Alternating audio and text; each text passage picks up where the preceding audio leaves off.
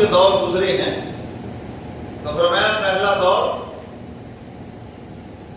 اس آیت مبارکہ میں یہی بات بیان فرمائی گئی کہ پہلا دور وہ گزرا کہ یہ کوئی قابل تذکرہ چیز نہیں تھی۔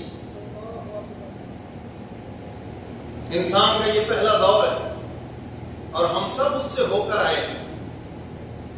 اور فرمایا انسانی زندگی کا پھر دوسرا دور ہے ماں کا پیٹ۔ اللہ تعالیٰ فرماتے ہیں دیکھو ہماری کاریگری، ہماری قدرت، کس پانی سے ہم نے تمہیں پیدا کیا۔ جسم کو لگے جسم ناپاک ہے، کپڑے کو لگے تو کپڑا ناپاک ہے، لیکن فرمایا دیکھو ہماری قدرت، دیکھو اس پانی سے ہم نے اشرف المخلوقات کتنا خوبصورت انسان بنا دیا۔ اور سورہ تین میں 5 قسمیں اٹھائیں، فرمایا والتین والزیتون وطور سینین وہذا البلد الامین۔ 5 قسمیں اٹھائیں، 5 قسمیں اٹھا کے کیا کہا؟ فرمایا لقد خلقنا الانسان فی احسن تقویم۔ ہم نے انسان کو سب سے خوبصورت بنایا ہے۔ فرمایا جتنی بھی میری مخلوقات ہیں انسان سب سے خوبصورت ہے، سب سے خوبصورت ہم نے انسان کو بنایا، اور پھر انسانوں میں سب سے خوبصورت اپنے محبوب کو بنایا۔ تو ماں کے پیٹ کے اندر فرمایا وہ بھی ایک جہان ہے۔ 9 ماہ تک روٹین میں بچہ ماں کے پیٹ میں رہتا ہے، بعضوں کی ولادت دیر سے بھی ہوتی ہے۔ امام مالک رحمۃ اللہ علیہ 2 سال تک اپنی ماں کے پیٹ میں رہے، یہ کوئی عجیب بات نہیں ہے۔ بعض بچوں کے دانت نکل آتے ہیں، زیادہ وقت ماں کے پیٹ میں رہتے ہیں، یہ بھی اس کی قدرت ہے۔ اور بعض بچے تھوڑا سا پہلے وقت میں پیدا ہو جاتے ہیں، 6 ماہ کا بچہ بھی پیدا ہو سکتا ہے، اور وہی اس کی ماں، وہی اس کا باپ ہے۔ خاندان میں باتیں شروع ہو جاتی ہیں، لو جی شادی کے 6 ماہ بعد بچہ ہو گیا کہ یہ ٹھیک نہیں ہے، غلط بات ہے۔ ہمیں اسلام اس کی خبر دے رہا ہے کہ 6 ماہ میں بچے کے اندر جان آ جاتی ہے، وہ حرکت کرنے لگ جاتا ہے۔ اگر 6 ماہ میں بچہ پیدا ہو جائے شادی کے بعد تو وہ اسی کا ہے۔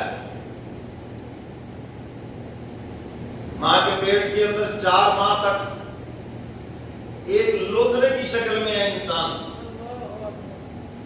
اگر کوئی وجہ ہو، عمل ضائع کرانا کوئی اچھی بات نہیں ہے، اگر کوئی ایسی وجہ ہو اس کا عمل گر جاتا ہو یا اس سے ماں کی جان کو خطرہ ہو تو اجازت ہے کہ 4 ماہ تک اس کو ضائع کروا سکتے ہیں، لیکن 4 ماہ کے بعد اس میں جان بڑھ جاتی ہے، اب اس کا ضائع کروانا یہ قتل کرنے کے مترادف ہے۔ اب 5 ماہ یعنی پہلے 4 ماہ اور بعد میں 5 ملائیں تو کتنے ہو گئے؟ بولو بھائی۔ اب 5 ماہ زندہ انسان رہتا ہے ماں کے پیٹ میں۔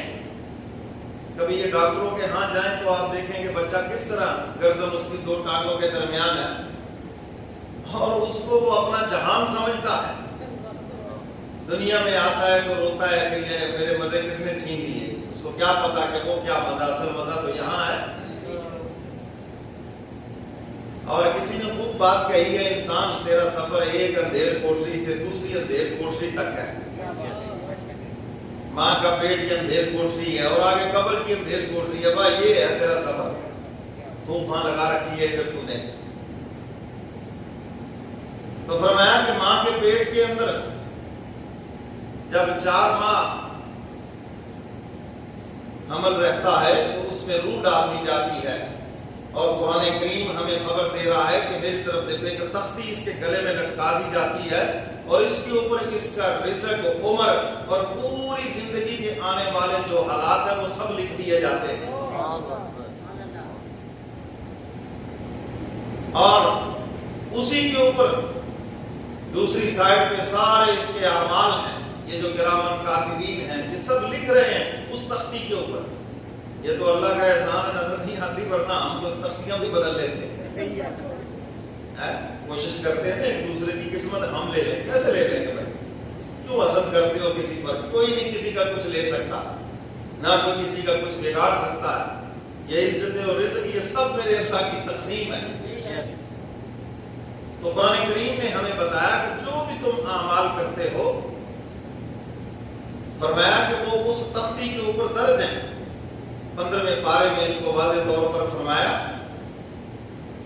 وَكُلَّ إِنسَانٍ أَلْزَمْنَاهُ طَائِرَهُ فِي عُنُقِهِ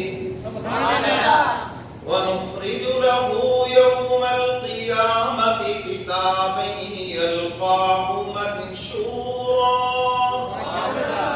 قرآن سن کے کیا ہمارے اباب سو گئے، ابھی آتے ہی سو گئے. یہ کولر کا یہ نقصان تو ہے، مجھے بھی اندازہ ہے. باہر گرمی سے آتے ٹھنڈ لگتی سو جاتے ہیں. یہ سونے کے لیے اہتمام نہیں، جگانے کے لیے اہتمام ہے. یا اللہ کا قرآن، اللہ کا فرمان دل و جان سے سنیں، سو کر نہیں، جا کر بیدار. یہ جو یہاں رکھ کے ہاتھ کھڑے کر کے اٹھنے بیٹھے نا، الرٹ ہو جائے، سیدھے ہو کر بیٹھے. فرمایا ہم نے ہر انسان کے گلے کے اندر ایک تختی لٹکا دی ہے. وَنُخْرِجُ لَهُ يَوْمَ الْقِيَامَةِ كِتَابًا يَلْقَاهُ مَنشُورًا. اب تعالیٰ فرماتے ہیں قیامت کے دن ہم اس کو باہر نکال دیں گے، وہ کتابی شکل میں نظر آئے گی. يَلْقَاهُ مَنشُورًا، پھیلی ہوئی تمہیں نظر آئے گی. یہ جو تختی ہوگی یہ کتابی شکل میں ہوگی. اور حکم کیا ہوگا؟ فرمایا اقرأ کتابک، اب پڑھ لیجئے یہ اپنا نامہ اعمال خود ہی. وقت یاد کرا دیا جائے گا جو تم نے گناہ کیا، جو کچھ بھی کیا، وہ جگہ یاد آ جائے گی، وقت یاد آ جائے گا، وہ تحریر سامنے لکھی ہوئی ہوگی. اور حکم ہوگا کہ پڑھ لیجئے. اور ساتھ ہی پوچھا جائے گا کیا میرے فرشتوں نے کوئی زیادتی تو نہیں کی؟ گناہ تم نے ایک کیا اور انہوں نے 2 لکھ دیے ہو، کوئی زیادتی تو نہیں. یا اللہ جو کیا وہی لکھا ہے. فرمایا اقرأ کتابک کفی بنفسک اليوم علیک حسیبا. اب تعالیٰ فرماتے ہیں کہ تم اپنا خود بہت اچھا حساب لے لو گے. بہت اچھا حساب اپنا لیں. دنیا میں تو لوگوں کے حساب کرتے رہے نا، دنیا میں لوگوں کی دولت کے حساب کرتے رہے، دنیا میں لوگوں کی برائیوں کے تم حساب کرتے رہے. اب ذرا اپنا حساب بھی لو. رہے دیکھتے اوروں کے عیب و ہنر، نہ تھی اپنے گناہوں پہ نظر، اور پڑی جب اپنے گناہوں پہ نظر تو دنیا میں کوئی بھی گناہگار نہ رہا. دنیا میں تو لوگوں کا حساب کرتے رہے نا. تم گھر بیٹھے ہی ہمیں پتا ہے فلانے کے پاس اتنے پیسے ہیں، گھر بیٹھے ہی پتا ہے. اور بعض رشتے دار تو خیر سے ان کا کام ہی یہی ہوتا ہے. بعض پڑوسی دوست کام ہی ہے، پورا پتا ہے اتنا بزنس ہے، اتنا بینک میں پڑا ہے، یہ گاڑی ہے فلانے کے نام ہے، یہ پراپرٹی فلانے کے نام ہے، سب پتا ہے گھر بیٹھے. ہمیں دنیا میں کرتے رہے اوروں کا حساب. اب کرو اپنا حساب آج. اور عقل مند انسان ہے جو دنیا میں اپنا حساب خود کر لے، جس کو دنیا میں اپنی فکر لگ جائے کہ میں نے خدا کے دربار میں پیش ہونا ہے، کیا منہ دکھاؤں، وہ عقل مند انسان ہے. تو میرے محترم سامعین، یہ انسانی زندگی کا دوسرا دور ہے. ماں کے پیٹ کے اندر ہے، 4 ماہ ہوئے، رزق لکھ دیا گیا اتنا ہے، عمر لکھ دی گئی اتنی ہے، اور دوسری سائڈ خالی ہے. پھر یہ آ گیا دنیا میں، بالغ ہو گیا، دوسری سائڈ پہ بھی لکھائی شروع ہو گئی. اور یہ سب طے شدہ امر ہے. کوئی کہے کہ ہم اپنی عقل سے امیر ہوئے ہیں، ہنر سے امیر ہوئے ہیں، یہ تو سبب ہے نا، اسباب ہے. اللہ نے جس کو امیر کرنا ہے یہ اسباب دے دیے، ہو جاؤ امیر بھائی. اور جس کو نہیں کرنا اس کو نہیں دیجیے سبب. بڑے پاپڑ بیلے، وطن سے بے وطن ہوئے، گھر سے بے گھر ہوئے، سارے پاپڑ بیلے، لیکن پھر بھی امیر نہ ہوئے. یہ ایک طے شدہ امر ہے. تو اس کی تقسیم پہ راضی رہنا چاہیے. اور یہی قناعت ہے کہ اللہ نے جو آپ کے لیے لکھا ہے آپ اس پہ دل سے راضی ہو جائیں. اسی کا نام قناعت ہے. آج ہم راضی نہیں ہیں خدا پر. راضی ہوتے تو ہمیں کیوں حسد ہوتا ہے کسی پر؟ راضی ہوتے تو کیوں شکایت ہوتی ہے ہماری زبان پر کسی کی؟ راضی نہیں ہے. تو اللہ کی تقدیر پہ راضی ہونا یہ قناعت ہے، اور اللہ اس بات کو پسند فرماتے ہیں کہ میرا بندہ میرے فیصلے کے اوپر مطمئن بھی ہو اور راضی بھی ہو. تو میرے محترم سامعین، یہ انسانی زندگی کے جو ادوار ہیں قرآن کریم نے اس کو بیان کیا. تو پہلا دور انسان پر گزرا، فرمایا هل أتى على الإنسان حين من الدهر لم يكن شيئا مذكورا. اب تعالیٰ فرماتے ہیں کیا انسان پر وہ دور نہیں گزرا جب یہ کوئی بھی قابل تذکرہ چیز نہیں تھی، کوئی قابل ذکر چیز نہیں تھی، کوئی پتہ ہی نہیں تھا. ہمارے بعد قیامت تک کتنے آنے والے انسان ہیں، آج ان کا کوئی تذکرہ نہیں، کوئی پتہ نہیں. فرمایا انسان پر ایک دور یہ بھی گزرا ہے، عالم ارواح میں اتنا وقت گزار کے آئے، کوئی قابل کوئی پتہ نہیں ہے کون کون ہے کیا ہے. اسی طرح ہمارے بعد جو آنے والے ہیں اللہ کے تو علم میں ہیں، عالم ارواح میں ان کی روحیں موجود ہیں، لیکن فرمایا جہاں دنیا میں کوئی تذکرہ نہیں ہے، کوئی پتہ نہیں ہے. پھر اس کے بعد انسانی زندگی کا دوسرا دور شروع ہوا. قرآن اس کو بیان کر رہا ہے. فرمایا انا خلقنا الانسان من نطفة امشاج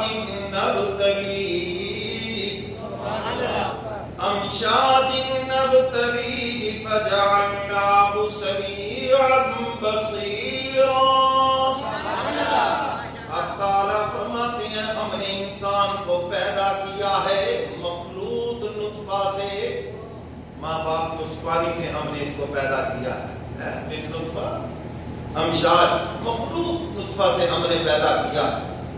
حضور علیہ السلام سے بھی یہودی نے یہ سوال کیا تھا نا، بیٹا کیسے ہوتا ہے، بیٹی کیسے ہوتی ہے. فرمایا حکم خدا بندی ہے، مرد کا پانی غالب ہے تو بیٹا ہو جائے گا، عورت کا غالب ہے تو بیٹی ہو جائے گی.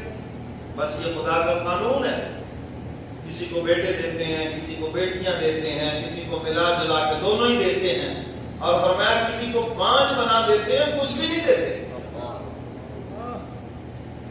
بظاہر کوئی بیماری بھی نہیں ہے، حکیم بھی کہتے ٹھیک، ڈاکٹر بھی کہتے سارے ٹیسٹ کرا لیے ٹھیک ہے، بس حکم خدا بندی نہیں ہے.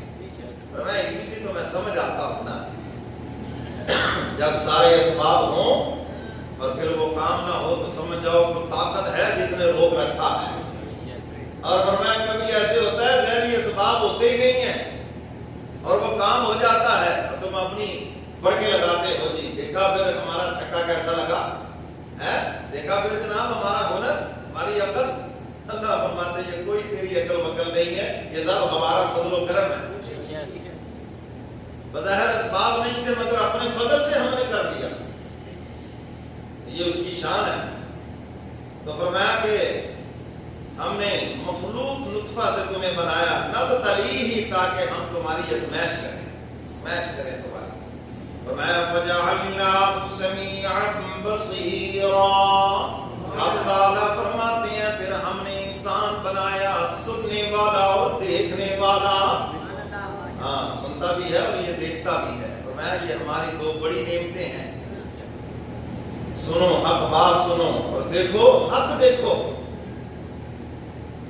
انا ہدیناہ السبیل اما شاکرا و اما کفورا. اب تعالیٰ فرماتے ہیں انسانی زندگی کا پھر یہ تیسرا دور شروع ہوا جب انسان پیدا ہو کر دنیا میں آ گیا. ہم نے اس کو سیدھا رستہ بھی بتلا دیا اور ہم نے اس کو دوسرا رستہ بھی بتلا دیا اور انسان کو بیچ میں کھڑا کر کے دونوں رستوں کا اختیار دے دیا. فرمایا سیدھے رستے پہ چل کر آؤ گے تو جنت میں چلے جاؤ گے، اور اگر غلط رستے کا انتخاب کرو گے جہنم کا ایندھن بن جاؤ گے. انا ہدیناہ السبیل اما شاکرا و اما کفورا. اور انسان کو دونوں رستے ہم نے بتا دیے. ثواب و تعاد خوب جانتا ہوں اکبر، ثواب و تعاد خوب جانتا ہوں اکبر، پر طبیعت ادھر جاتی نہیں ہے. آج آپ جتنے بھی بیٹھے ہیں سب کو پتا ہے صحیح رستہ کیا ہے، غلط رستہ کیا ہے. تو جی آج وہ کہہ سکتے ہیں مجھے پتہ نہیں ہے، بولو بھائی، ہم سے زیادہ مفکر اسلام پھرتے ہیں جناب مجمع میں، ماڑا موٹا مولوی تسی لڑی نہیں دیتے جی. میں کہتا ہوں تسی موٹا بھی نہیں لڑ دینے، ماڑا کی لڑ دے رہے. جس کو دیکھو وہ کہتا جی پڑھا میرا نالج ہے، بڑا مطالعہ ہے، سب پتا ہے. اچھا آپ مجھے بتائیں جھوٹ بولنا اچھا کام ہے یا برا کام ہے؟ سارے بولو برا کام ہے، سب کو پتا ہے، پھر بول رہے ہیں صبح شام. کوئی بڑے آرام سے کہہ دیتے ہیں مولوی بخشے گے تو ایسے بھی بخشے جائیں گے، یہ جھوٹ بولنا نہیں بخشے گے تو مولوی بھی بخشے جائیں گے. ایک کام کا آپ کو علم ہے کہ یہ گناہ ہے، جھوٹوں پر خدا کی لعنت ہے، پتہ ہونے کے باوجود صبح شام بول رہے ہیں، ہر بات میں جھوٹ بول رہے ہیں. تو میرے محترم سامعین، اچھے کاموں کا بھی آج لوگوں کو علم ہے، برے کاموں کا بھی علم ہے. کمی کس چیز کی ہے؟ عمل سے زندگی بنتی ہے جنت بھی جہنم بھی. یہ خاکی اپنی فطرت میں نوری ہے یا ناری؟ یہ بزرگوں کو اٹھاؤ، یہ تو کافی لمبے سو گئے، وضو بھی ٹوٹ جائے گا جتنا گہرے آپ سو رہے ہیں. جاگ کر بیٹھے، اپنے آپ کو جگائیں، ہمت سے بیٹھے. جب آپ بات دل سے سنیں گے تو نیند نہیں آئے گی، جب نہیں سنیں گے پھر نیند آئے گی. ڈرائیور دیکھو نا الرٹ ہو کے بیٹھا ہوتا ہے تو نیند نہیں آتی، غفلت میں ہوتا ہے ایسے تو پھر نیند آ جائے گی، پھر ایکسیڈنٹ کر دے گا. تو آپ یہ ساتھ والے بھی سونے لگ جائیں گے. جاگ کر بیٹھے سامنے ہیں، کہتے ہیں نا فرنٹ سیٹ پہ سونا منع ہے. آپ فرنٹ پہ بیٹھے ہیں، آپ سوئے تو 4-5 اور بھی سوئیں گے، اس لیے سونا نہیں ہے. یہاں سونا سختی سے منع ہے، اس لیے جاگ کر بیٹھے.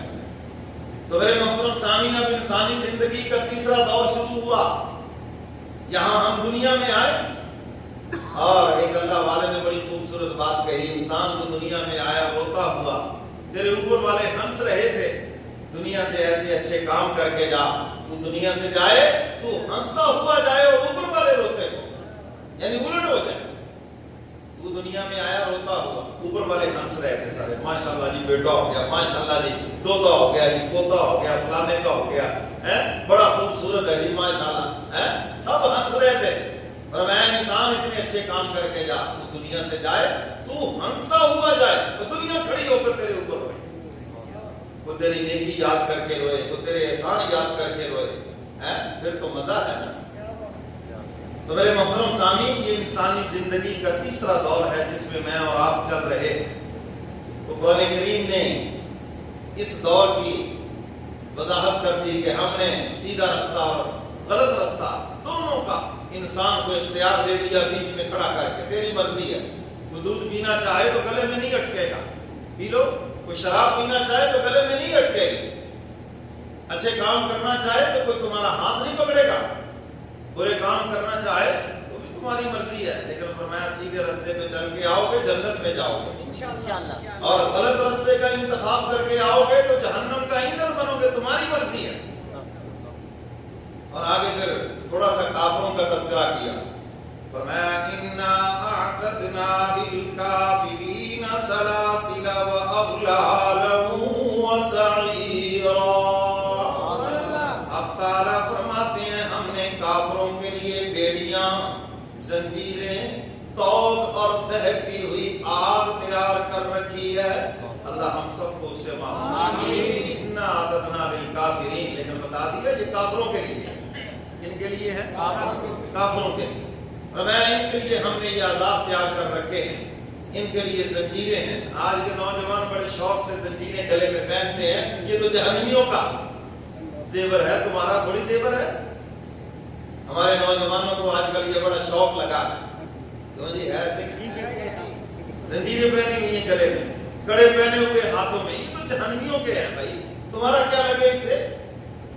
مرد کا تو مرد ہونا زینت ہے، اگر یہ مرد ہو بس. اگر یہ ہے ہی نہ مرد تو پھر چاہے یہ سونا پہن لے، جو مرضی پہنے، نہ مرد ہی رہے گا. اور اگر یہ مرد ہے تو اس کا مرد ہونا ہی زینت ہے. یہ زیب و زینت کی اجازت عورت کو ہے. شوہر کے لیے سونا پہنے، شوہر کے لیے خوبصورت بنے، اچھا لباس پہنے، میک اپ کرے، یہ تو خواتین کے لیے. اور تمہاری زینت داڑھی کے ساتھ ہے، تمہاری زینت اسی مردانگی کے ساتھ ہے. شیر بنو شیر. جنگل میں دیکھو نا شیر کی داڑھی ہے، کیوں جی؟ کوئی شیر دنیا میں ایسا نہیں جو بغیر داڑھی کے ہو. اور جو شیرنی ہے اس کی داڑھی نہیں ہوتی. یہی فرق ہے شیر اور شیرنی کا. شیر بنو بھائی، حضور کی سنت چہرے پہ سجاؤ. تو فرمایا کہ ہم نے کافروں کے لیے یہ زنجیریں، بیڑیاں اور توق ان کے گلے میں ہم ڈالیں گے، وسعیرا، اور دہکتی ہوئی آگ یہ کافروں کے لیے ہم نے تیار کر رکھا ہے. اور ساتھ ہی فوراً پھر اللہ نے اپنے پیاروں کا تذکرہ کیا. ان الابرار یشربون من کأس کان مزاجها کافورا. اب تعالیٰ فرماتے ہیں بے شک نیک لوگ جن کو جام پلائے جائیں گے شراب کے جس کی امیزش کافور سے ہوگی. میں دنیا کی شراب تم نے ہمارے لیے چھوڑی ہے جس سے عقل خراب ہوتی تھی. بہن کی تمیز نہیں، ماں کی تمیز نہیں، بڑے چھوٹے کی تمیز نہیں. فرمایا ہم تمہیں اس کے بدلے شرابت طہورا پلائیں گے جس سے عقل اور بڑھ جائے. کافورا، فرمایا کافور کا ذائقہ آئے گا، اس کے اندر خوشبو کا ذائقہ آئے گا، بدبو نام کی کوئی چیز نہیں.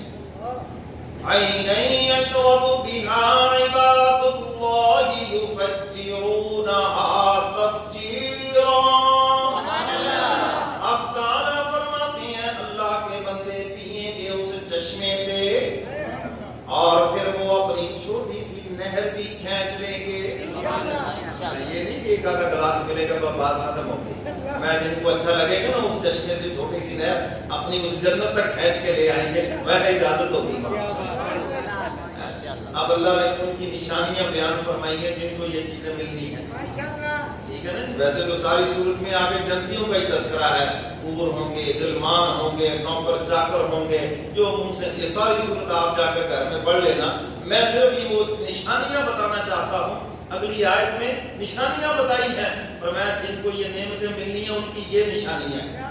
اگر تو آپ کے اندر وہ نشانیاں موجود ہیں تو اللہ کا شکر ادا کریں، اور اگر موجود نہیں تو فکر کریں اور آج سے اپنے دل میں عہد کر کے جائیں کہ میں نے اپنے اندر یہ نشانیاں پیدا کر دی. کہو انشاءاللہ. یوفون بالنذر ویخافون یوما کان شرہ مستطیرا. اب تعالیٰ فرماتے ہیں جن کو میں نے یہ نعمتیں عطا فرمانی ہیں ان کی پہلی نشانی یہ ہے وہ اپنی نظر کو، وعدوں کو پورا کرنے والے ہیں. کیا کرنے والے ہیں؟ وعدوں کو پورا کرتے ہیں. یوفون بالنذر، اپنی نظر کو بھی پورا کرتے ہیں. نظر مانی تھی یا اللہ کمیٹی نکل آئے، مولوی صاحب کو عمرے پہ بھیجیں گے، کمیٹی نکل گئی، مولوی صاحب سے سلام دعا بھی چھوڑ دی. تو جی نظر آپ نے خود ہی مانی تھی. ہم سے دعائیں کرواتے رہتے ہیں. جب جنس کا ریٹ نیچے ہوگا کوئی خاص تخصیص نہیں کرتا کہ فلاں. آج کل بھی بہت سی جنس اور وہ بڑے دعائیں کروا رہے، کرتے بھی ہم ان کے لیے دل و جان سے.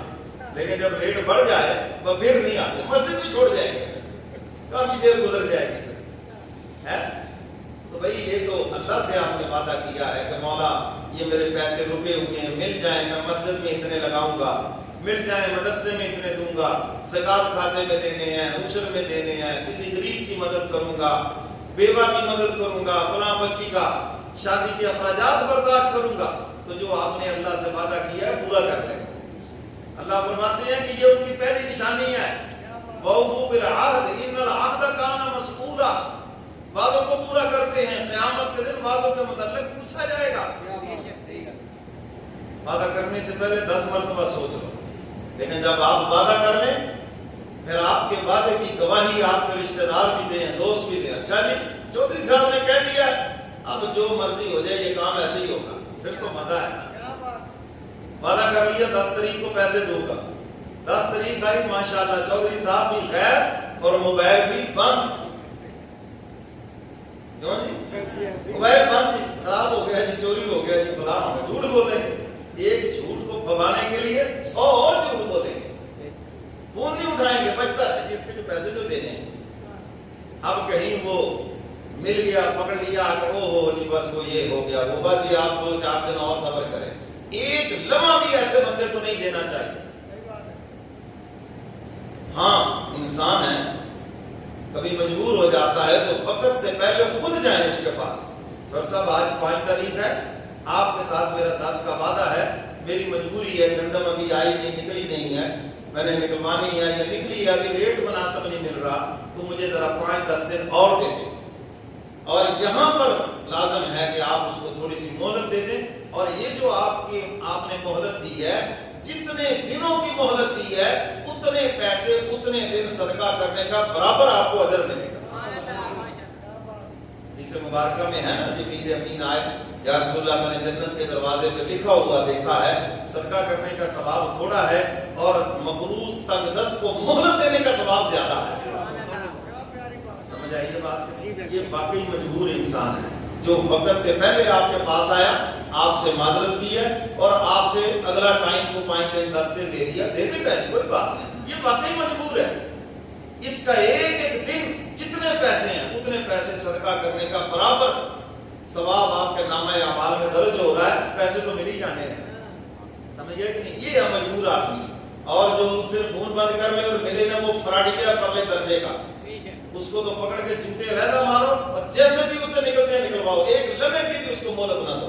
فراڈیے کو مہلت نہیں دینا، 2 نمبر بندے کو مہلت نہ دیں بالکل، یہ تو آپ اس کے جرم کے اندر شامل ہو گئے۔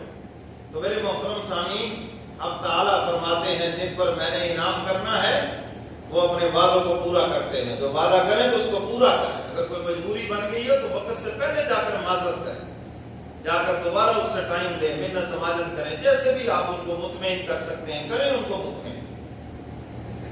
تو میرے محترم سامعین، وعدوں کا خیال رکھیں، اس لیے ماں باپ بھی فوت ہو جائیں، اگر وہ وعدہ کر کے گئے ہیں رشتے ناطے کا، کسی کو دینے کا، کچھ بھی، اولاد پر یہ لازم ہے اپنے ماں باپ کے وعدوں کو پورا کریں۔ سیدنا صدیق اکبر رضی اللہ تعالیٰ عنہ خلیفہ بنے، پہلے خطبے میں ارشاد فرمایا میرے محبوب کی اولاد نہیں ہے، میں اپنے محبوب کا جانشین ہوں، میرے کملی والے پیغمبر نے جس سے جو وعدہ کیا ہے کھڑے ہو کر وہ وعدہ بتائے، ابو بکر اس کو پورا کرنے کے لیے تیار ہے۔ کسی نے عرض کیا حضور نے مجھے یہ دینے کا وعدہ کیا، آپ نے کوئی نہیں پوچھا، کوئی تصدیق نہیں پوچھی کسی سے، بس جس نے کہا حضور نے یہ وعدہ کیا، سیدنا صدیق اکبر نے اس کو پورا کر دیا۔ تو میرے محترم سامعین، اب تعالیٰ فرماتے ہیں میں نے جن کو جنت میں یہ انعامات دینے ہیں، یہ آگے سارا تذکرہ ہے، کیسے وہ تکیے پہ مسیریوں پہ تکیے لگائے بیٹھے ہوں گے، حور و غلمان ان کے ارد گرد گھوم رہے ہوں گے، اور قرآن کہتا ہے لؤلؤہم مکنون، ایسے لؤلؤا منثورا، فرمایا یہ جو غلام ہوں گے ایسے ہوں گے جیسے بکھرے ہوئے موتی ہوتے ہیں، اتنے خوبصورت ہوں گے، ہر وقت ان کے دائیں بائیں گھرے ہوئے ہوں گے۔ دیکھو نا، وہ کھانا دینے کے لیے آئے اور بدبو ہو اور گندا ہو تو آپ کا جی نہیں چاہے گا اس کے ہاتھ سے پکڑنے کے لیے، اور جب آپ کو پلانے کے لیے کھلانے کے لیے آئے اور وہ اتنا خوبصورت، قرآن کہہ رہا ہے لؤلؤا منثورا، جیسے بکھرے ہوئے موتی ہوتے ہیں، تو ان کے ہاتھ سے تو کھانے کا مزہ ہی دوبالا ہو جائے گا۔ تو فرمایا کہ پہلی نشانی یہ ہے، نظر کو پورا کرتے ہیں، وعدوں کو پورا کرتے ہیں، اور آگے فرمایا وَيَخَافُونَ يَوْمًا، اور قیامت کا ڈر بھی ان کے دلوں میں۔ یہ ہے وہ خوف خدا جو انسان کو ہر گناہ سے بچاتا ہے۔ مجھے اپنے رب کے سامنے کیا منہ دکھانا ہے، کیا منہ دکھاؤں گا اپنے پروردگار کو؟ حضرت پیران پیر شیخ عبد القادر جیلانی رحمۃ اللہ علیہ بیت اللہ میں سر رکھ کے رو رہے ہیں، عرض کرتے ہیں مولا اگر میرے اعمال اچھے ہوں پھر تو ٹھیک ہے، اور اگر میرے عمل اچھے نہ ہوں مجھے قیامت کے دن نبینا کر کے اٹھانا تاکہ تیرے محبوب کے سامنے شرمندہ نہ ہو۔ کائنات کا اتنا بڑا انسان جس سے لاکھوں انسانوں کو ہدایت ملی، وہ بھی رو رہا ہے کہ مولا حوض کوثر پہ محبوب کے سامنے مجھے شرمندہ نہ کرنا۔ اور میں آپ جس کو ڈر ہی نہیں ہے، کس قدر بے خوف ہو کے پھرتے ہیں جیسے ہم نے مرنا ہی نہیں ہے، ہماری باری نہیں ہے۔ تو میرے محترم سامعین، حق تعالیٰ فرماتے ہیں میں نے جن پہ انعام کرنا ہے ان کے دلوں میں فرمایا آخرت کا ڈر ہے، جواب دہی کا ڈر ہے، میرے سامنے حاضری کا ڈر ہے ان کے دلوں کے اندر، قیامت کا ڈر ہے ان کے دلوں کے اندر۔ یہ نشانی ہے ان کی، اور یہ خوف خدائی انسان کو گناہوں سے بچاتا ہے۔ پولیس جرائم کو نہیں روک سکتی، فوج جرائم کو نہیں روک سکتی، جرائم کو روکنے والی چیز اللہ کا خوف ہے، اللہ کا ڈر ہے، جو تنہائی کے اندر بھی انسان کو گناہ سے روکتا ہے اور مجلس کے اندر بھی اللہ کی نافرمانی سے روکتا ہے۔ پولیس تو یہاں ہے، جنگل میں نہیں ہے، یہاں ہے، گھر میں نہیں ہے، تو تو پھر انسان وہاں گناہ کرے گا، لیکن خوف خدا تو ہر جگہ ہے نا، اللہ کا ڈر تو ہر جگہ ہے نا، جواب دہی کا احساس تو ہر جگہ ہے۔ اور جب انسان کے دل میں مولا کا ڈر ہے، قیامت کا ڈر ہے، جواب دہی کا ڈر ہے، گناہ کرتے ہوئے 10 مرتبہ سوچے گا کیا جواب دوں گا اپنے مولا کو۔ تو حق تعالیٰ نے آگے نشانی بیان فرمائی، فرمایا میں نے جن کو جنت کے یہ انعامات دینے ہیں نا، آگے پوری سورت کے آخر تک فرمایا وَيُطْعِمُونَ الطَّعَامَ عَلَىٰ حُبِّهِ مِسْكِينًا وَيَتِيمًا وَأَسِيرًا۔ حق تعالیٰ فرماتے ہیں کہ وہ کھانا کھلاتے ہیں اس کی محبت میں، حالانکہ خود بھی بڑے مستحق ہیں، لیکن کھانا کن کو کھلاتے ہیں؟ مساکین کو، یتیموں کو اور قیدیوں کو کھلاتے ہیں، چودھریوں کو نہیں۔ ہم تو دعوت بھی کریں تو چودھریوں کی، کیوں جی؟ وہ تو پہلے کھا کھا کے نیم تھے۔ حضرت مولانا یعقوب نانوتوی رحمۃ اللہ علیہ، حضرت کے پاس جب پیسے والے لوگ آتے، حضرت دعوت کرتے تو ان کو چٹنی سے روٹی کھلاتے ہیں۔ کہتے یہ مرغے شرغے مچھلیاں کھا کھا کے تو ان کے مزاج پہلے ہی بھرے ہوئے ہیں، تو یہ چٹنی انہوں نے کبھی کھائی نہیں۔ وہ کہتے حضرت کی چٹنی میں بڑا مزہ ہے، میں جو کہ کھائی پہلی مرتبہ ہوگی زندگی میں۔ اور میں غریب لوگ حضرت کے پاس آتے، کو کھانے کا ٹائم ہوتا تو حضرت ان کو مرغے کھلاتے، اور میں یہ روز بیچارے دال چٹنیاں ہی کھاتے ہیں، آج مرغے کھائیں گے، حضرت نے بڑا اہتمام کیا ہمارے لیے۔ تو بھائی میں یہ نہیں کہتا کہ امیروں کو کھلانا کو گناہ کبیرہ ہے، آپ ان کو کھلائیں گے تو کہے گا مجھے تو اس کا پرابلم ہے نہیں، بات وہ کل سے ڈکار آ رہے ہیں آپ کی دعوت کھا کے۔ تو غریب بیچارہ جس کا لکڑ پتھر سب ہضم، میدا ٹھیک ہے، جو مرضی کھلا تو کہے گا ماشاءاللہ جی مزہ آ گیا جی کھانا چودھری۔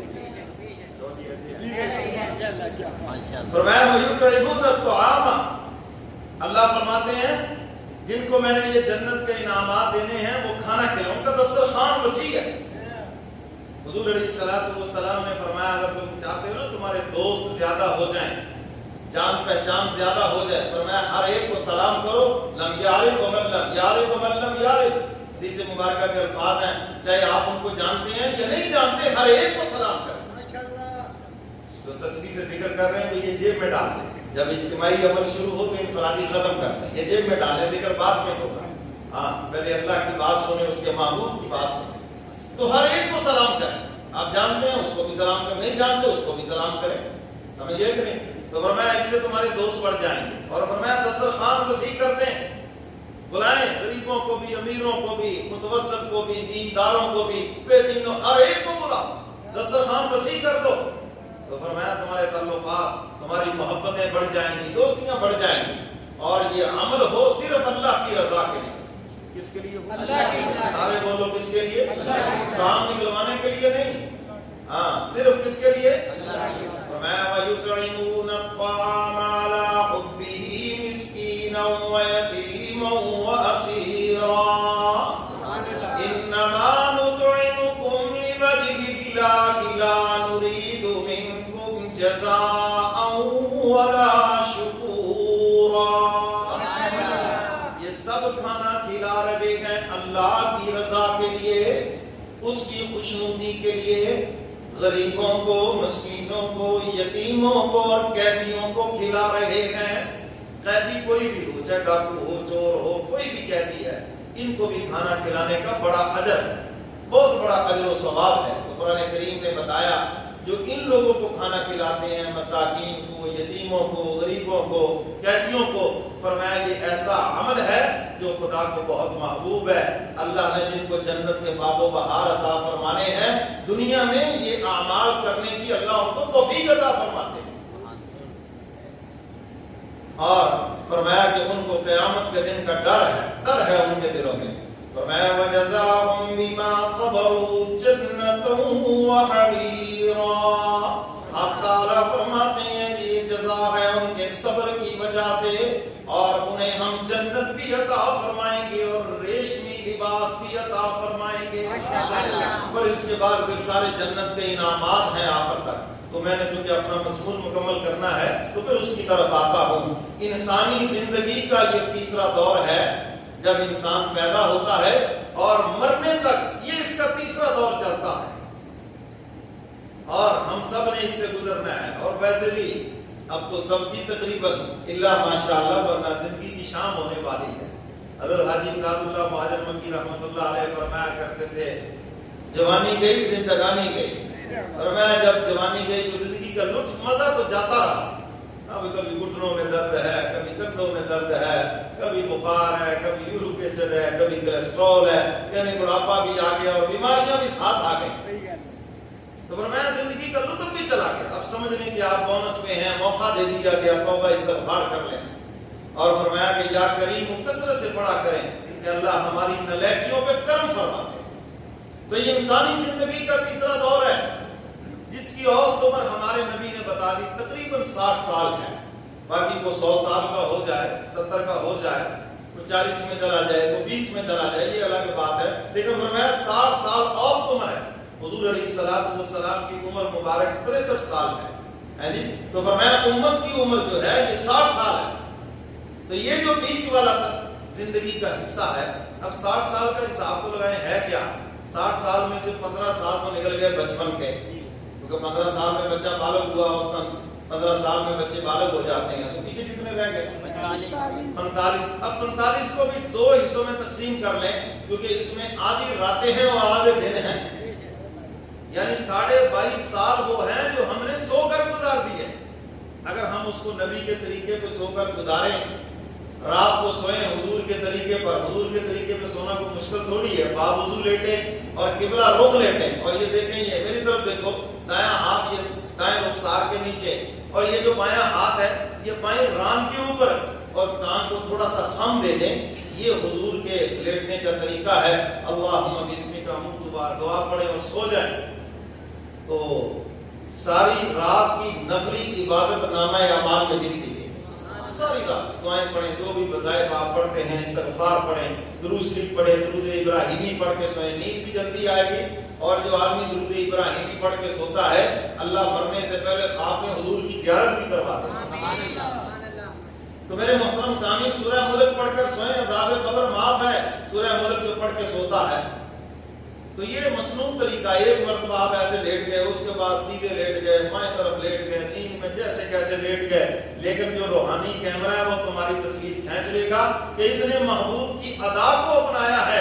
اللہ کہتے ہیں محبوب پیارا, محبوب کی ادائیں پیاری ہیں. جس ادا کو تم نے اپنایا ہمارے تم بھی محبوب بن گئے. ساری رات کی نفلی عبادت لکھ دی گئی. تو باقی 22.5 سال ہیں جس کے لیے ساری دوڑ دھوپ ہے, باغم باغ لگے ہوئے ہیں, حلال و حرام کی تمیز کیے بغیر رشتے سب چھوڑ دیے, خون سفید کر لیے. یہ ایک چھوٹی سی زندگی ہے. تو میرے محترم سامعین, ہم سب بڑی تیزی سے گزر رہے ہیں, بڑی تیزی سے. حضرت نوح علیہ السلام نے 950 سال تبلیغ کی اور 1350 سال ان کی زندگی تھی.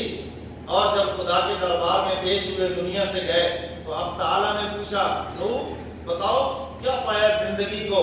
عرض کرنے لگے الہ العالمین, مجھے تو ایسے لگا جیسے ایک دروازے سے داخل ہوا اور دوسرے دروازے سے باہر نکل گیا.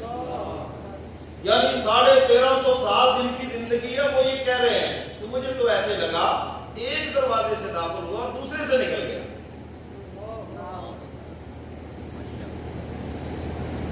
اب ہم بھی ذرا اپنی زندگی کا جائزہ لیں. کل کی بات اسکولوں میں پڑھتے تھے, کیوں جی ایسے لگتا کہ نہیں لگتا, کوئی 50 سال والا ہے, 60 سال, 70 سال بھی, جتنی بھی عمر کا ہے, وہ یہی کہتے ہیں کل کی بات ہے جی, کل کی بات ہے. مولوی صاحب بھی ادھر خالی میدان پڑے تھے, کل کی بات ہے جی, یہ اتنی آبادی نہیں تھی, یہ کل کی بات ہے. آرو والا اتنا سا ہوا کرتا تھا, سارے کرتے کہ نہیں, کل کی بات ہے. حالانکہ 50 سال پرانی بات کر رہے ہیں, 30 سال پرانی بات کر رہے ہیں. تو بھئی اگر پچھلی زندگی کا پتہ نہیں چلا, 50 سال کو آپ کل کی بات کر رہے گئے ہیں, تو پیچھے رہ کیا گیا ہے, اب پیچھے کتنی لمبی زندگی رہ گئی ہے. تو میرے محترم سامعین, ہم سب نے یہ جہان چھوڑنا ہے. کوئی آدمی موت سے بھاگ نہیں سکتا, جو مرضی کر لو. قرآن پاک میں فرمایا موت سے نہیں بھاگ سکتے, جہاں جاؤ کہ موت خود آ کے تمہیں ملے گی, خود. حضرت علی رضی اللہ تعالیٰ عنہ فرماتے ہیں 2 چیزیں ایسی ہیں جو انسان کا پیچھا کرتی ہیں. فرمایا ایک موت انسان کا پیچھا کرتی ہے اور ایک رزق انسان کا پیچھا کرتا ہے. آپ جہاں پہنچتے ہیں رزق آپ کے پیچھے پہنچتا ہے.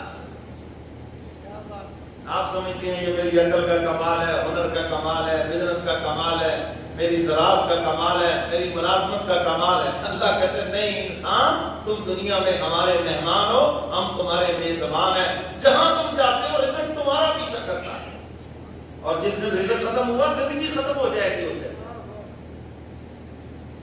تو میرے محترم سامعین، موت سے بچنے کے سارے سامان کریں۔ حضرت سلیمان علیہ السلام کا دربار لگا ہوا ہے، اسرائیل علیہ السلام آئے انسانی شکل میں، پہلے انسانی شکل میں آتے تھے، لوگوں نے مارنا پیٹنا شروع کر دیا، پھر اللہ نے ان کو غائب کر دیا، بیماریاں آ گئی۔ اب کوئی نہیں کہتا اسرائیل نے روح نکالی، کہتے جی ایکسیڈنٹ سے مر گیا، بیماری سے مر گیا۔ تو اسرائیل علیہ السلام پہلے آ کے کہتا چل تیار ہو جا، روح نکالتے ہیں۔ سلیمان علیہ السلام کا دربار لگا ہوا انسانی شکل میں آئے، دیکھا ایک وزیر ادھر بیٹھا، اس کو غور سے دیکھنے لگے۔ اس وزیر نے کہا بادشاہ سلام جی کون ہے حضرت جو مجھے غور سے دیکھ رہا ہے؟ میں اسرائیل علیہ السلام جی، مجھے تو ڈر لگنے لگا یہ میری روح قبض کرے گا، آپ حکم دے ہوا کو مجھے ذرا دور پہنچا دے۔ آپ نے ہوا کو حکم دیا، کسی جزیرے میں جس کا اس نے کہا تھا وہاں پہنچا دیا۔ اللہ کی شان، جب وہ وہاں وزیر پہنچا تو اسرائیل علیہ السلام الرٹ کھڑے تھے، آتے ہی دبوچ لیا، روح کو قبض کر لیا۔ کچھ دنوں کے بعد ملاقات ہوئی، بتایا اللہ کے پیغمبر اس کی موت کا وقت آ چکا تھا، اور اللہ نے مجھے حکم دیا کہ آپ نے اس کی روح کو فلاں جزیرے میں قبض کرنا ہے۔ میں نے دیکھا یہ تو آپ کے دربار میں بیٹھا ہے، بیچ میں ہزاروں میل کا فاصلہ ہے، میں اس لیے حیرانگی سے دیکھ رہا تھا کہ یہ مجھے تو حکم ملا ہے وہاں روح کو قبض کرنا ہے، اور یہ یہاں بیٹھا ہے۔ تو آپ نے ہوا کو حکم دیا، یہ وہاں پہنچا، اور ادھر اس کا ٹائم ہو گیا تو میں نے اس کی روح کو قبض کر لیا۔ موت گھیر کے لے کے جاتی ہے۔ ہم بیٹھے تبصرے کرتے ہوتے لاہور نہ جائے تو بچ جاتا، لاہور نہ گیا ہوتا تو یہ نہ ہوتا، کیوں نہ جاتا؟ اس کی موت لکھی ہوئی ہے روڈ ایکسیڈنٹ میں، سارا جہان بھی اس کو روکے، یہ جا کے رہے گا وہاں پر۔ جس کی موت ہاسپٹل میں لکھی وہ ہاسپٹل میں پہنچے گا، جس کی جہاں موت لکھی ہے خود ہی جائے گا۔ تو موت سے بچ کوئی نہیں سکتا، ہاں موت کی تیاری کر کے اس کی تلخیوں سے بچ سکتے ہیں۔ پر کہنے والے نے کہا ہے نا، او کسے رہنا نہیں اس دنیا تے، اے دنیا یار پرائی ہے، بھاویں عمر ہزارہ سال ہوئے، ایک روز جدائی جدائی ہے۔ حضرت موسیٰ علیہ السلام کا آخری وقت ہے، اسرائیل علیہ السلام آئے، سختی کا معاملہ کیا، خدا کے دربار میں جا کے عرض کیا الہ العالمین موسیٰ کلیم ابھی دنیا سے آنا نہیں چاہتے۔ اب تعالیٰ فرماتے ہیں میرے پیغمبر کو جا کے میرا یہ پیغام سنا دو، اگر دنیا میں رہنا چاہتے ہو کسی جانور کی پشت کے اوپر ہاتھ رکھو نا، جتنے بال تمہارے ہاتھ کے نیچے آئیں گے ہم اتنے 1000 سال کی زندگی عطا کر دیں گے۔ اللہ کا پیغام سنایا، موسیٰ کلیم کہتے اسرائیلی تو بتاؤ نا اتنے 1000 سال جینے کے بعد پھر کیا ہوگا؟ فرمایا کل نفس ذائقۃ الموت، ہر جاندار نے موت کا ذائقہ چکھنا ہے۔ فرمایا جب اتنے 1000 سال کے بعد بھی دنیا چھوڑنی ہے، کیوں نہ ہو کہ آج ہی چھوڑ دی جائے۔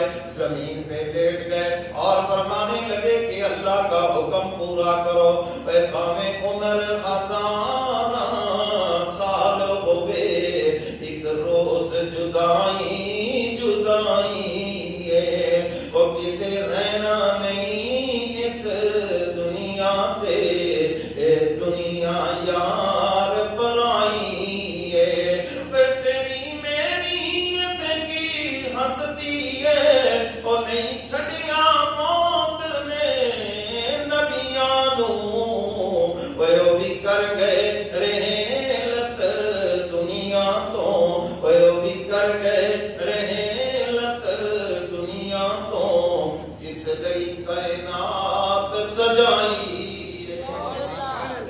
اللہ فرماتے ہیں میرے محبوب اگر میں نے آپ کو بنانا نہ ہوتا، نہ میں زمین بناتا نہ میں آسمان بناتا، وہ بھی کر گئے رحلت دنیا تو، جس لئی کائنات سجائی ہے، وہ کسے رہنا نہیں اس دنیا تے، اے دنیا یار پرائی ہے۔ اس موت نے کئی گھر سن کیتے، پر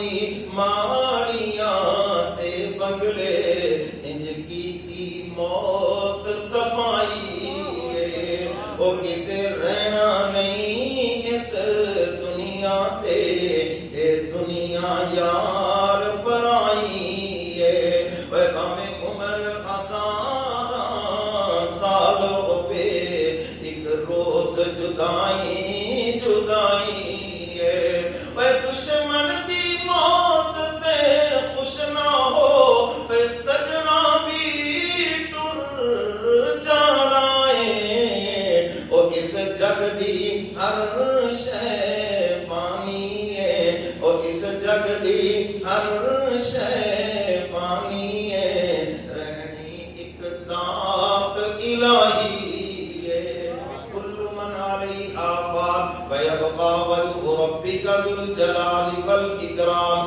ہر چیز فنا ہو جائے گی صرف تیرے رب کی ذات باقی رہنی ہے اور اس جگ دی ہر شے فانی رہنی ایک ذات الہی اور کسے رہنا نہیں اس دنیا تے اے دنیا یار پرائی اس موت نے کنبا زہرا دا کہ میں کربل دے وچ رول دتا اس موت نے کنبا زہرا دا کہ میں کربل دے وچ رول دتا اور اس موت جوانی اکبر دی اور اس موت جوانی اکبر دی کہ میں خون دے وچ تڑپائی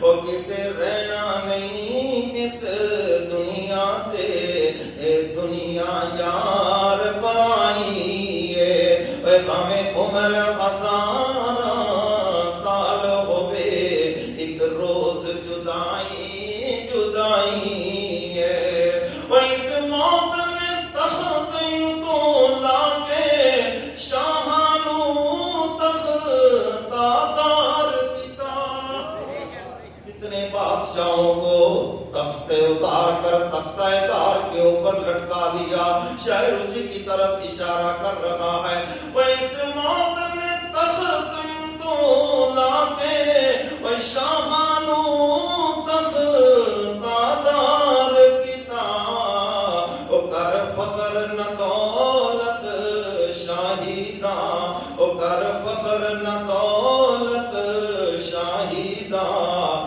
تے فقط خدا دی شاہی او کر فخر نہ دولت شاہیداں تے فقط خدا دی شاہی او کسے رہنا نہیں اس دنیا تے اے دنیا یار پرائی پر رکھ پیار نہ اتنا دنیا کا جس نال تیرے نہیں بجنا دنیا سے اتنا پیار نہ کرو جس نے ساتھ نہیں جانا ساتھ تو نیک اعمال جانے شاعر دعوت فکر دے رہا ہے پر رکھ پیار نہ اتنا دنیا کا جس نال تیرے نہیں بجنا او تے کم آسن اے نیکیاں ہیں تیری عملاں نال رہائی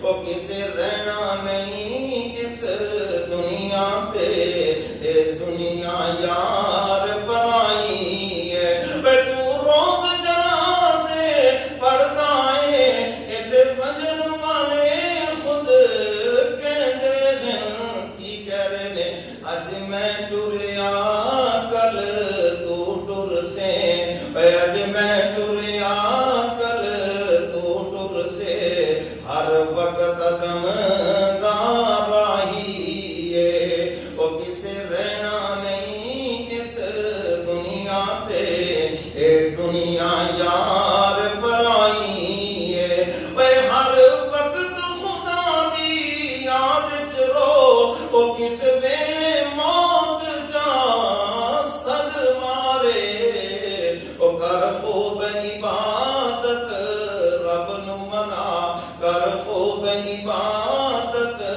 رب نو منا کر ہر دم ذکر الہی او کسے رہنا نہیں اس دنیا پہ اے دنیا یار پرائی ہے باویں عمر ہزاراں سال ہوئے ایک روز جدائی جدائی ہے۔ تو میرے محترم سامعین، یہ جو تیسرا جہان ہے یہ ہم نے چھوڑنا ہے ایک دن۔ یہ انسانی زندگی کا تیسرا دور ہے۔ اب پھر دہراتا ہوں، انسانی زندگی کا پہلا دور جو عالم ارواح میں جہاں صرف ہماری روحیں تھی، دنیا میں کوئی تذکرہ نہیں تھا۔ ہمارے بعد قیامت تک آنے والے جتنے بھی انسان ہیں آج ان کا کوئی نام نہیں، کوئی تذکرہ نہیں، حالانکہ وہ انسان ہے، عالم ارواح میں ان کی روحیں موجود ہیں، قرآن بتا رہا ہے کہ موجود ہیں، لیکن ان کا آج یہاں پہ کوئی تذکرہ نہیں۔ اللہ تعالی الانسان حین من الدہر لم یکن شیئا مذکورا، انسان پر ایک دور ایسا بھی گزرا ہے یہ قابل تذکرہ کوئی چیز نہیں ہے۔ اور فرمایا انسانی زندگی کا دوسرا دور ماں کے پیٹ کے اندر، فرمایا دیکھو لوتھڑا تھا، کیسے ہم نے اس میں روح ڈالی، 9 ماہ تک تجھے ماں کے پیٹ میں پھر رکھا، 5 مہینے تو زندہ رکھا۔ آج لوگ کہتے ہیں لو جی قبر میں آدمی کیسے زندہ ہوگا، جیسے اس نے ماں کے پیٹ میں زندہ رکھا ہے۔ اگر وہ وہاں اتنی تنگ جگہ میں زندہ رکھ سکتا ہے، قبر تو اس سے کئی گنا کھلی ہے، وہ تو کئی گنا بڑی ہے، اس کے لیے کیا مشکل ہے۔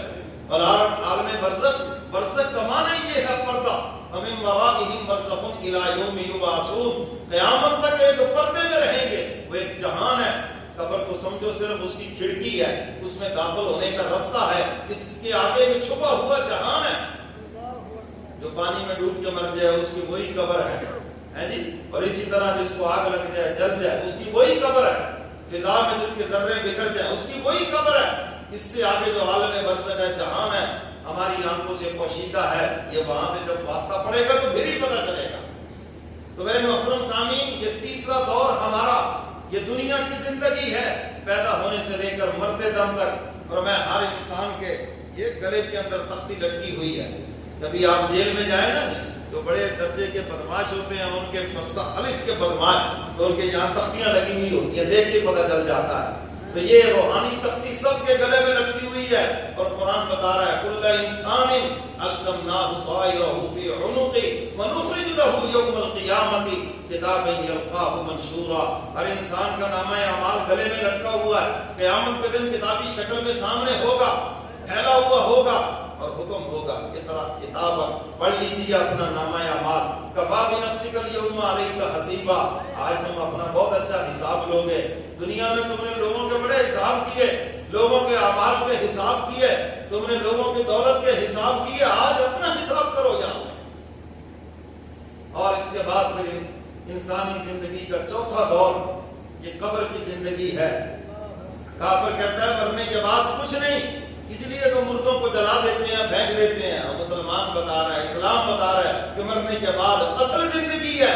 اسی لیے نہلا دھلا کر خوبصورت بنا کر بارات کی شکل میں کتنے احترام اور عزت کے ساتھ سپرد خاک کیا جاتا ہے۔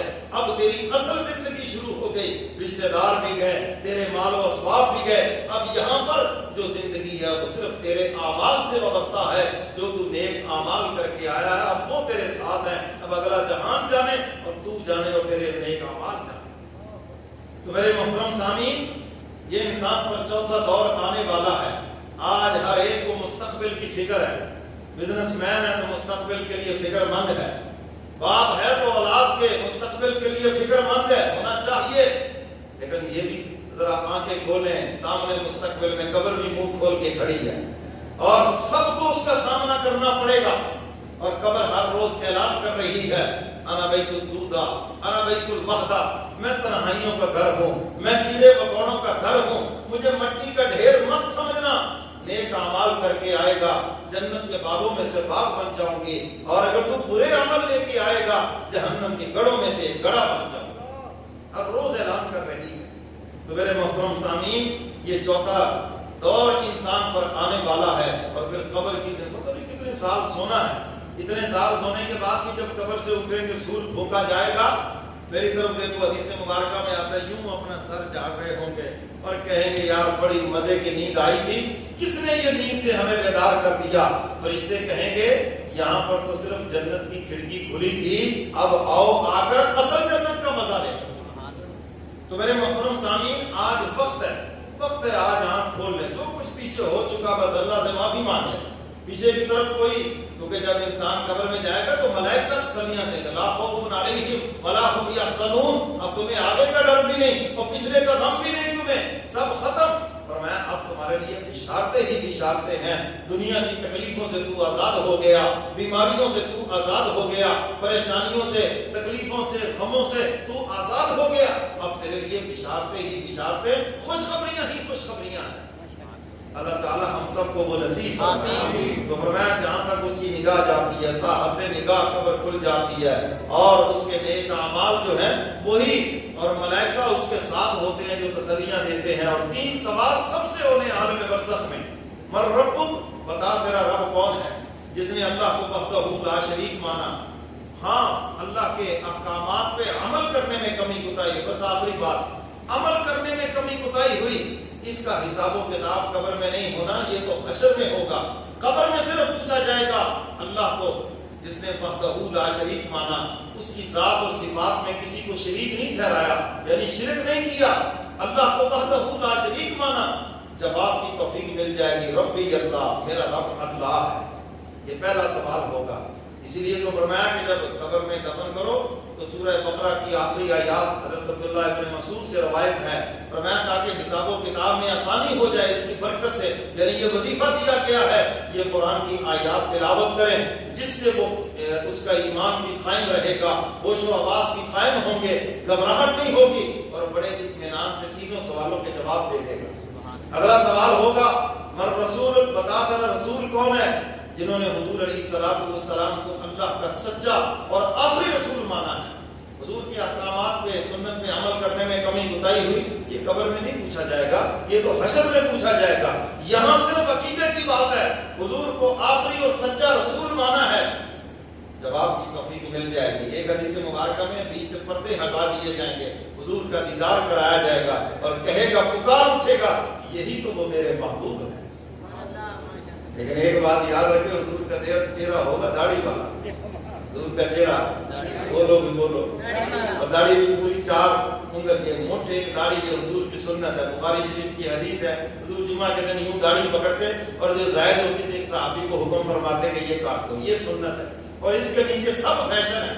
تو بھائی اگر آپ نے رکھ لی ہے، میں ان کو کہا کرتا ہوں، ایک تو کسی کی پیدائشی چھوٹی ہو وہ الگ بات ہے، یہ جو کاٹ کے چھوٹی کرتے ہیں یہ مظلوم ہے، مظلوم بیچارے، ان کو تانے ہمارے برابر ملتے ہیں، وہ ثواب ان کو نہیں ملنا، اس لیے ان سے گزارش ہے کہ پہلی فرصت میں بس آج سے یہ توبہ کر کے جائیں اور یہ عہد کر کے جائیں کہ ہم حضور کی سنت کو چہرے پہ پورا کریں، کہو انشاءاللہ۔ اور جنہوں نے نہیں رکھی تو ان سے بھی گزارش ہے، چلو باغ محمدی چہرے پہ سجا لیں، انشاءاللہ تو کہہ دیں۔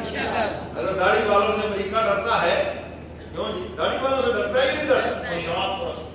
پتہ نہیں کیا کیا کہتا ہے وہ، ان کے ہاتھ حکومت نہ لگ جائے، ایٹم بم نہ لگے، داڑھی والوں سے ڈرتا ہے۔ تو داڑھی والوں سے اگر دنیا کی سپر طاقت ڈرتی ہے تو انشاءاللہ آپ کے گھر کی طاقت بھی ڈرے گی، حضرت بیگم صاحبہ بھی ڈرے گی۔ اللہ نے اس کا روپ تو رکھا ہے نا، ہم تو رکھا ہے نا داڑھی کا، بالکل جاہل آدمی بھی داڑھی رکھ لے، بس میں کھڑا ہو، لوگ کہتے ہیں حافظ جی بیٹھ جائیں، حاجی صاحب بیٹھ جائیں، مولوی صاحب بیٹھ جائیں، یعنی یہ داڑھی کا ایک سنت کا احترام دے کے کہ صاحب کا لفظ ساتھ رکھیں، سمجھ آئیے بات کریں۔ تو حضور علیہ السلام کو دیکھ کے کہے گا یہ میرے محبوب ہیں۔ اب اگلا سوال ہوگا من دینک، بتا تیرا دین کیا ہے؟ اسلام کو جس نے سچا مذہب جانا، اسلام سچا مذہب، اس کا ہر ہر حکم سچا ہے، مجھے کوئی شک شبہ نہیں، کوئی اختلاف نہیں اسلام کے کسی حکم سے۔ ہاں عمل میں کمی کوتاہی ہوئی، انسان جو ہوئے انسانوں سے ہوا کرتے ہیں، انسانوں والی صفات ہے نا، ہر انسان کی غلطیوں کا پتلا ہے انسان، وہ ایک الگ بات ہے، وہ حشر میں پوچھا جائے گا۔ یہاں پر جس نے اسلام کو سچا مذہب جانا، توفیق مل جائے گی، اسلام میرا مذہب ہے، فوراً قبر کھل جائے گا۔ اچھا میں یہاں پر ایک سوال کرتا ہوں، قبر میں پوچھا جائے گا تمہارا دین کیا ہے؟ یہاں پر ہزاروں بندے ہیں جن کے دین ایمان کا پتہ ہی کوئی نہیں، میں صرف سمجھانے کے لیے، کوئی پتہ نہیں ان کے دین ایمان کا کیا، وہ کون سے مسلمان ہیں، کس کیٹیگری کے، کوئی پتہ ہی نہیں ہے ان کا۔ اپنے آپ کو لبرل مسلمان کہتے ہیں. یاد رکھو جو اپنے آپ کو لبرل مسلمان بناتا ہے قیامت کے دن یا منافقوں میں ہوگا یا کافروں میں ہوگا, اللہ اس کو مسلمانوں کے صفوں میں کھڑا ہی نہیں ہونے دے. تو اسلام کو سچا مذہب جانا, کسی حکم کو برا نہیں سمجھا, ہر اسلام کا حکم ٹھیک ہے, ہاں عمل میں کمی کوتاہی ہے. اور قبر کے اندر کیوں نہیں ابھی تک حساب و کتاب؟ اس لیے ابھی پیچھے سے کھاتے کھلے ہوئے ہیں, پیچھے سے ثواب آ رہا ہے. کوئی مسجد بنا کے آ گیا, جب تک نماز پڑھی جاتی رہے گی قبر میں ثواب ملتا رہے گا. وہ کنواں کھود کے آ گیا, لوگ پانی پیتے رہے, قبر میں ثواب ملتا رہے گا. کوئی مدرسے میں خرچ کر کے آیا, بچوں نے قرآن پڑھا, قرآن پڑھتے رہے, پڑھاتے رہے, اس کا ثواب اس کو قبر میں ملتا رہے گا. کوئی جناب اور کوئی نیک کام کر کے آ گیا, اس کا ثواب ملتا رہے گا. اس لیے قبر میں حساب و کتاب نہیں. میدان محشر جب حشر برپا ہوگا, اب پیچھے سارے کھاتے بند ہو گئے, اب تو سارے پیچھے سے آ گئے ہیں, اب پیچھے سے کوئی ثواب آنے والا نہیں. دنیا کا نظام ختم ہو چکا ہے, اس لیے جو کچھ اب پہنچنا تھا پہنچ گیا. اب قبر, اب حشر میں حساب و کتاب ہوگا. ایسے خوش نصیب بندے دنیا میں عمل تھوڑے کر کے گئے تھے, لیکن صدقہ جاریہ بہت کر گئے. مساجد بنا کے چلے گئے, مدارس بنا کے چلے گئے, کوئی خانقاہیں بنا کر چلے گئے, کوئی عالم حافظ قاری پیدا کر کے چلے گئے, کوئی نیک کام کر کے چلے گئے, کوئی انسانیت کی خدمت کر کے چلے گئے. وہ دنیا سے گئے, ہزاروں سال لوگ اس سے فائدہ اٹھاتے رہے. ان کے ساتھی اعمال سے زیادہ ان کو پیچھے سے ثواب پہنچا, پیچھے سے ان کو نیکیاں پہنچی ہیں, اور قیامت کے دن بڑے اعزاز و اکرام کے ساتھ آرام سے جنت میں داخل ہو جائیں. ایسے خوش نصیب بھی ہیں. تو میرے محترم سامعین, بس میں انہی الفاظ پہ بات ختم کرتا ہوں. انسانی زندگی کے یہ 4 دور ہیں جس پہ ہم تیسرے دور سے گزر رہے ہیں, اور چوتھا دور قبر کا وہ ہمارے سامنے آنے والا ہے. اللہ ہم سب کا خاتمہ ایمان